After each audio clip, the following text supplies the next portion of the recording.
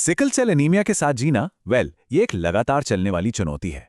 पर सोचिए क्या हो अगर इससे लड़ने का एक बहुत ही पावरफुल टूल किचन में ही छिपा हो। आज हम यही समझने वाले हैं कि कैसे सही न्यूट्रिशन सिर्फ खाना नहीं है, बल्कि इस पूरी कंडीशन को मैनेज करने का एक जबरदस्त जरिया बन सकता है। और यही यही तो सबसे बड़ा सवाल है। एक ऐसा शरीर जो 24/7 मतलब लगातार खुद को रिपेयर करने में लगा है, उसे हम सपोर्ट कैसे कर सकते हैं? तो चलिए इसी पहेली को सुलझाते हैं। देखते हैं कि सही खाना असल में कितना बड़ा, कितना मीनिंगफुल फर्क ला सकता है। तो सबसे पहले यह समझना होगा कि असल में चैलेंज है क्या।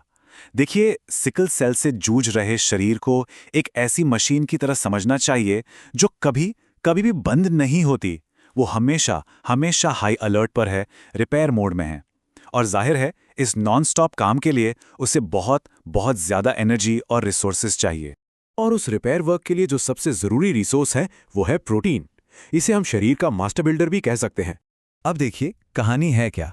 सिकल सेल में जो रेड ब्लड सेल्स हैं वो नॉर्मल से कहीं ज्यादा तेजी से टूटती हैं। अब जरा सोचिए, इसका मतलब है कि बॉडी को लगातार नॉन स्टॉप नई सेल्स बनानी पड़ रही हैं। और इस पूरे कंस्ट्रक्शन का जो मेन रॉ मटेरियल है वो है प्रोटीन।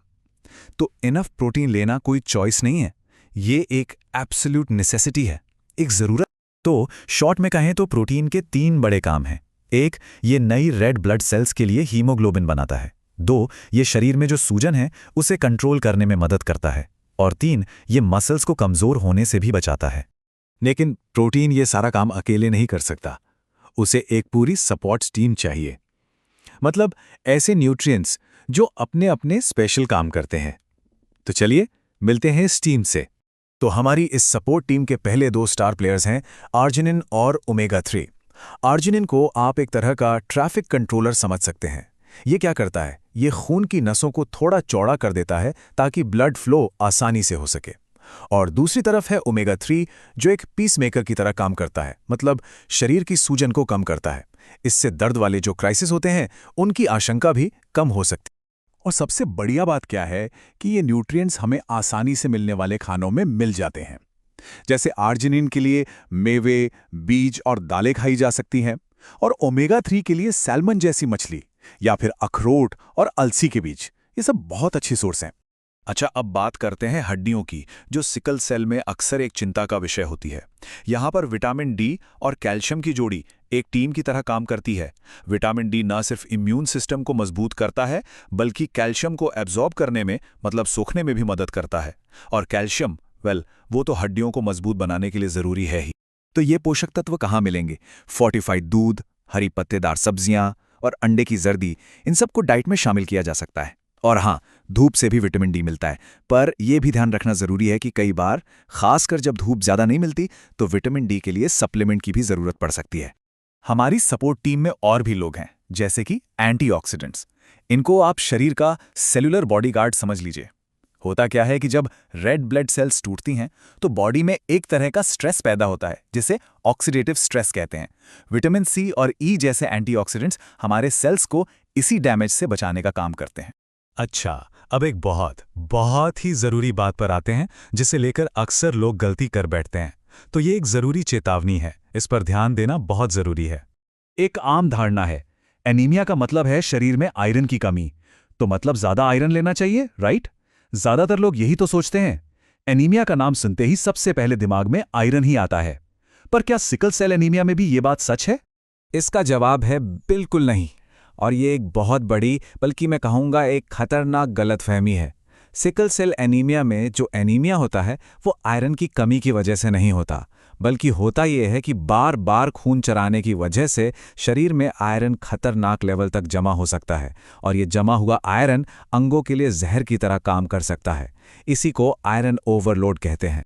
इसीलिए एक बात बिल्कुल गांठ बांध लेने वाली है, आयरन सप्लीमेंट कभी भी किसी भी हालत में बिना डॉक्टर की सलाह के नहीं लेना चाहिए। ये बेहद जरूरी है। चलिए अब सिर्फ न्यूट्रिएंट से हटकर कुछ रोज की आदतों पर भी नजर डालते हैं, जो बहुत मायने रखती हैं। सबसे पहली और सबसे जरूरी आदत, हाइड्रेशन, मतलब भरपूर पानी पीना। ये क्यों जरूरी है? क्योंकि ये खून को गाढ़ा होने से रोकता है, उसे पतला रखता है। जिससे सेल्स के नसों में फंसने का यानी सिकलिंग का खतरा कम हो जाता है। और दूसरी आदत है शरीर को लगातार फ्यूल देते रहना। जैसा कि हमने पहले बात की, शरीर नॉन स्टॉप काम कर रहा है तो उसे एनर्जी भी लगातार चाहिए। इसीलिए रेगुलर इंटरवल्स पर खाना और हेल्दी स्नैक्स लेना बहुत जरूरी है, ताकि एनर्जी लेवल बना रहे और शरीर कमजोर ना पड़े। तो ठीक है, हमने काफी कुछ जान लिया। अब इन सारी बातों को एक साथ जोड़कर एक सिंपल प्रैक्टिकल प्लान कैसे बनाया जाए? तो एक बैलेंस्ड प्लेट, एक आदर्श थाली कैसी दिखनी चाहिए? इसमें मोटे तौर पर 3 चीजें होनी चाहिए। पहला, बॉडी के रिपेयर वर्क के लिए हाई क्वालिटी प्रोटीन। दूसरा, दिन भर की एनर्जी के लिए कॉम्प्लेक्स कार्बोहाइड्रेट्स जैसे सब्जियां और साबुत अनाज। और तीसरा, सूजन को कंट्रोल में रखने के लिए हेल्दी फैट्स।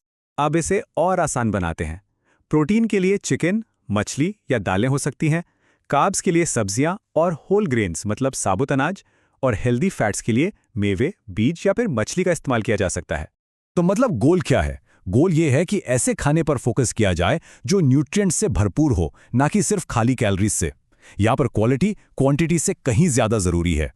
और आखिर में ये सवाल सोचने वाला है कि जब हम पोषण को सिर्फ खाने की एक चीज की तरह नहीं, बल्कि शरीर को मैनेज करने और एम्पावर करने एक टूल की तरह देखते हैं, तो ये वाकई में ताकत का एक बहुत बड़ा सोर्स बन जाता है।